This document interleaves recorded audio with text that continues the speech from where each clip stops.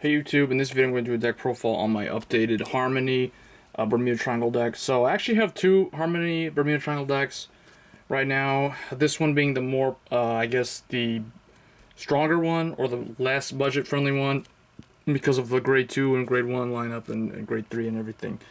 But both of them literally run the exact same stride deck for the most part. So depending on how you look at it, I would consider this one to be the more premium build. The other one, the next one that I'll be showcasing, is a more budget-friendly one. And people who really understand Bermuda Triangle, when I say budget Harmony, they probably already know exactly which Vanguard I'm talking about. But anyway, in this one, it's going to be the new 4 Sparkle in Her Heart Spica. So some people may not even run this in this deck. So this is my Lauris deck, so that's why it's not budget, because Lauris is kind of hard to find now. She's the GB2 Bermuda Triangle, the original one. And she got her new stride form in the set. So Lauris is your main go-to Vanguard. But if you don't end up riding her, riding Spica is not the end of the world. But Spica is definitely not the one you want to use as Vanguard. But yeah, she's not terrible. She does, all her effects are either Vanguard or Rear Guard, so it's not the end of the world, and you'll still be relying heavily on your stride plays. But what makes the deck really, really strong is when you do ride Lauris and you get her on-stride skill effect off. So that's really the main reason why, because it does give this alone, the on-stride is literally the draw engine for the deck, and it does help just do all the consistency of all the Bermuda effects of bouncing things and activating Harmony and stuff like that. So yeah, Lauris is definitely your go-to Vanguard. You definitely want to try to ride that. For Grade 2, I'm running 3 Brilliant Ocean Ellie. This is probably overkill, but as long as you have 1 Sentinel in the drop zone, which is most likely going to happen at some point in the game, she's your 11k if she's in Harmony. And then when she's placed on Guardian Circle, keynote is when she's placed on Guardian Circle, it doesn't matter from where, whether she's intercepting, whether she's being called from the hand or whatever, or from the deck.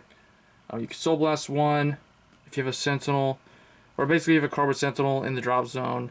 She's a pure interceptor. So people probably don't like her. They don't understand why it's in here. Well, most of the time this is a relatively consistent 11k attacker for the deck. A lot of people will probably prefer to run Sana, but essentially when either one of them are in Harmony, then they're like, this one's 11, the other one would be 12. So it's not making much of a difference, especially with the Grade 1 and 2 lineup. So I just like that she has potential to be offensive and defensive together at the same time. So yeah, 3 of her. Next, 3 Dreaming Step Shizuku. So Shizuku, this is from the supply set. Those saw my unboxing know that you get a playset of 4 of these, along with 4 of the Olivia Grade 3 and 4 of the Duo Mir Grade 4. But anyway, Shizuku is in here. She has Harmony. The deck does mill out all the Grade 3s, get them to the hand, because of the Grade 1 Shizuku, which is also in here. And then on top of that, so basically what she does is you can, when she attacks the Vanguard, you can drop a Grade 3 from your hand. So discard a Grade 3, she'll gain 5k, so making her 14,000 really easy, 21k column. Then if she's in Harmony, you can check top 5 and search for a Grade 3 added to your hand. So that just can keep her ability going and searches out stride fodder. So pretty decent card. So these two together are kind of like beater cards. Ellie has defensive capability. This one has like searchability for Grade 3s, so kind of like thins the deck or whatever. So, and it can hit some pretty decent numbers. Next, 3 Admired Sparkle Spica. A lot of people say this card is really, really amazing, and for some reason they say like it's super hard to find. I don't really know why. I actually have a playset of 4. I'm only running 3 because I wanted to test out the Shizuku and the Ellies. If I wanted to make a change, I would probably drop Ellie to 2 and bump her up to 4. But I do like the diversity, so I can not worry too much about Olivia's skill, the stride skill. But Spica does not have Harmony. She's basically the Amber clone for Bermuda Triangle. She works extremely well with this card, though. So 2 Amelia. Amelia also doesn't have Harmony, but when she's bounced, she just counterblocks 1 draw card. So it works really good with her, works really good with Lauris. It can also work really good with the other, like the Grade 3 Spica. when she attacks. She's in Harmony, so there's that. So that's the grade 2 lineup. Grade 1s, I stuck with the unflipped Perfect Guard from last year because the deck can be very counterblast heavy. This counterblast to draw. This counterblast, on-strike skill counterblast. So lots of counterblasts. So I run this. And also because, well, you'll see the new Sentinel in the next deck profile, which is also Harmony based deck. Next, for Shandy, she's Stride Enabler. She's your searcher for Lauris. Like I said earlier, Lauris, you really want to ride Lauris as a Vanguard, so we run 4 copies of this to maximize the chances of riding Lauris. And also, just to help you stride as much as possible, GB2 Stride focused decks are the ones that benefit the most from Stride compared to Legion and Limit Break decks. So that's why I feel like 3 and 4 of this is like a must do. Maybe not 4, I don't know, because of this card. Shizuku will search out your grade 3s, and she'll do it pretty often, unless you have really bad luck. But you'll be drawing, in addition to drawing cards and searching grade 3s, this deck doesn't really have any issue with Stride. So you could potentially drop this to 3 copies if you wanted to run like another copy of the next card, which is Garland Blossom Anya. So I like Anya a lot. She's really cool. I kind of wanted to run like 3 of her in this deck, but then I wanted to put my other 2 copies in my other Harmony deck. So basically what she does is when she becomes in Harmony, she chooses another unit and gives that unit Harmony. So she distributes Harmony. Very good working with Spica grade 2 and Emilia, distributing Harmony onto them. So that's why I like her a lot for that reason. So like I said, if you want to run 3 of this, drop your Stride Enabler to 3, because Shizuku, like I said, will search a bunch of grade 3s anyway. So 2 Anya, she's really nice. She also has additional effect where you can counterblast 1 and rest her and choose all the units in Harmony in the same column or row as her and give them 5k. So keep in mind, it can be either the full back row or the entire column that she's in, which usually, it depends on the situation, but most of the time I'll give like my 2 back row, but in some cases you do want to give your card in front of her 5k. So yeah.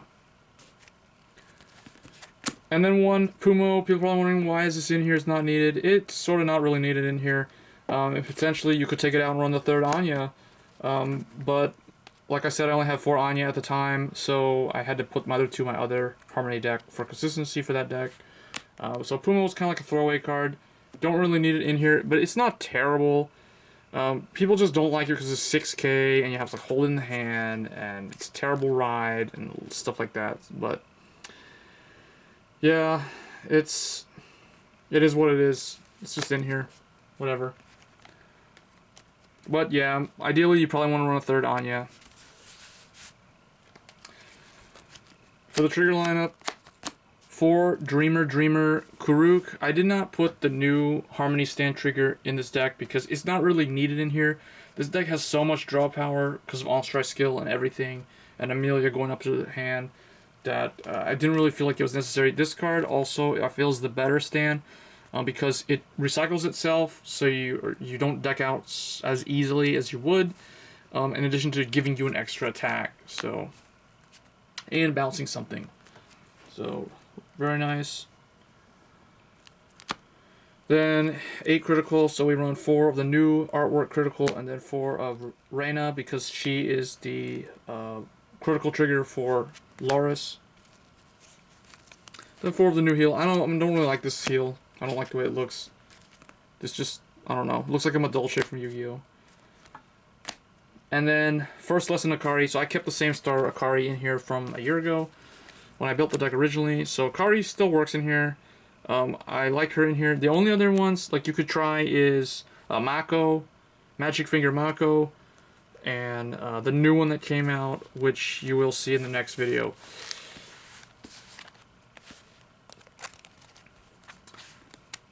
For the Stride lineup, so I am running 2 Celebrate Voice Lauris because I did pull 2 of them, so I didn't have to spend any extra money or whatever or trading for these cards.